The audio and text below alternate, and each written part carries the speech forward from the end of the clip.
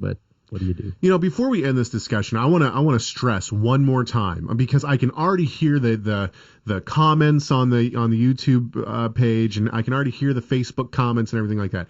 I want to be very clear. If you shared this on your Facebook page, I'm not putting you down. And if you think this is a great thing, that's fine. And I'm not saying that there isn't something great about the Catholics and a handful of Orthodox Jews trying to reconcile something. That's fine.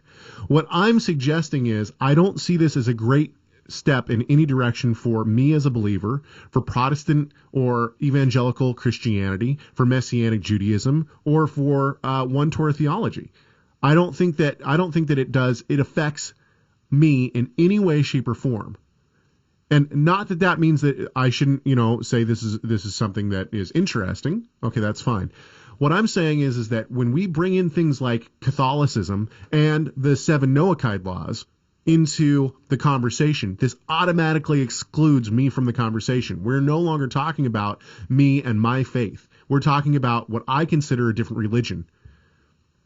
Now, my atheist friends say, no, you all believe in the same God. So this is talking about you. This does relate to you. That's why I want to distance myself, or at least give some precursors if I'm going to share something like this, and say, I don't believe this. This is not the theology I hold to. So this doesn't apply to me. This might be interesting, and this might be something that I think is newsworthy, but I don't think that it's theologically applicable to me and my life and my faith. That's all I'm saying. So please don't think that I'm downing all my friends who posted this or anything like that. Your Facebook page is up to you. You can post what you want on it. So go for it. Okay. Anything else? Is there anything else that you want to talk about, Rob?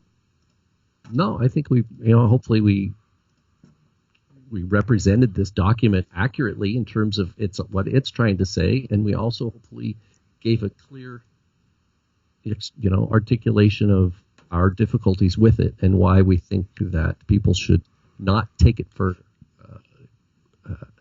as if this is some major movement or step forward. I think if it's a little tiny step forward in dialogue of Orthodox Jews dealing with Christian world, but if it's just Catholics are dealing with, sadly they're not hearing the voice of the Reformation. Do you think that criticisms of the Catholic? Okay, let's give a little bit of let me play devil's advocate, or maybe not devil's advocate. Let me play the advocate from the evangelical Christian. So these Orthodox Jews have recognized Catholicism in some way, shape, or form. Doesn't that open the door for dialogue for the Protestants and the evangelicals? Could that be the argument that could be used? No, I'll see it. I'll believe it when I see it, I suppose.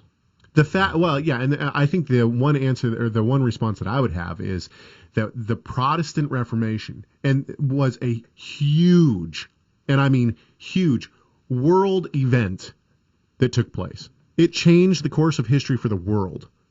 Yet here we are, 600 years later, 500 years later, and the Orthodox Jews, quote unquote, at least these 25 or so Orthodox Jews, still are not dealing with evangelical Protestant Christianity. They're still only dealing with the Catholic Church, which means that they have still yet to recognize the historical event that was the Reformation.